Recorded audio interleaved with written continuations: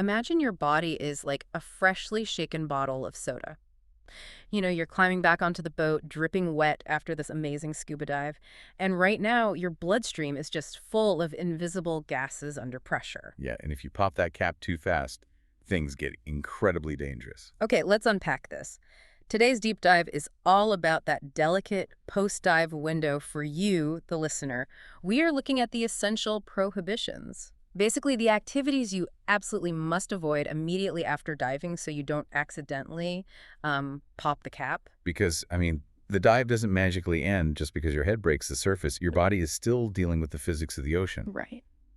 While you were down there breathing compressed air, your tissues absorbed a significant amount of nitrogen. Returning safely to normal means giving that nitrogen time to, slowly dissolve back into your blood and exit through your lungs. Which is that process called off-gassing. Exactly. Which brings us to how you move through the rest of your vacation day. Mm-hmm. The rules strictly forbid flying, mountain climbing, and ziplining. Yeah, going up is a major red flag. I mean, flying on a commercial jet makes intuitive sense because of cabin pressure. But I have to ask about ziplining.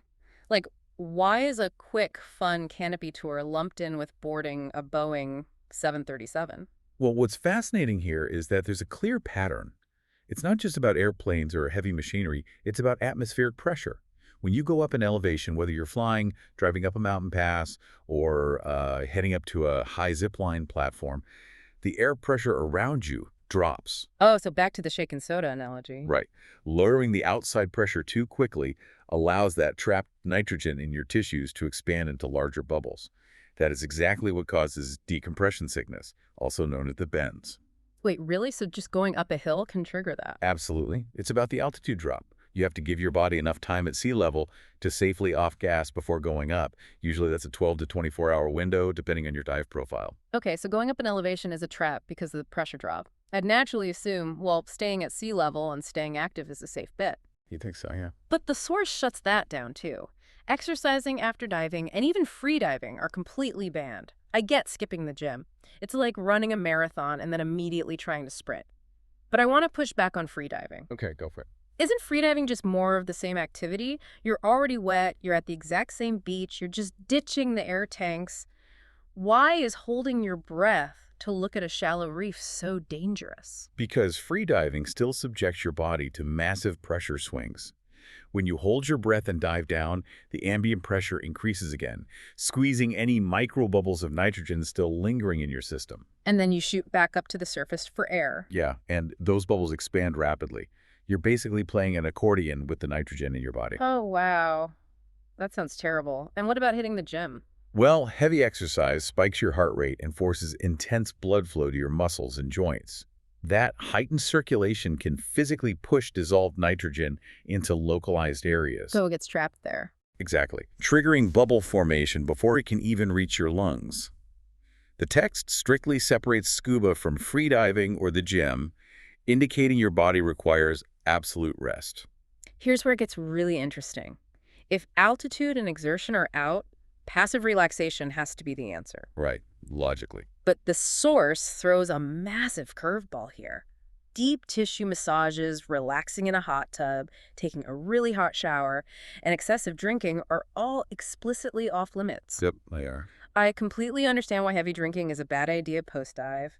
But a hot shower, a massage, those are like the ultimate vacation recovery tools. They feel great, sure, but think about what heat and massage actually do to your circulatory system. A hot shower or a hot tub artificially spikes your surface temperature. Right, causing the capillaries near your skin to expand rapidly. Exactly, which dramatically alters how fast nitrogen is drawn out of your tissues. You want a slow, even release, not some sudden, uneven rush. And a deep tissue massage, does it do the same thing? It physically manipulates your muscles. You could literally be pushing blood and those dissolved nitrogen microbubbles into tight spots. Ouch, encouraging them to cluster and cause localized tissue pain. Yeah. The source groups these seemingly soothing activities with excessive drinking because alcohol does the exact same thing. It artificially alters your circulation, speeds up your heart rate, and dehydrates you. And Thick, dehydrated blood is just terrible at safely carrying nitrogen to your lungs. Precisely. So, what does this all mean for you, the listener?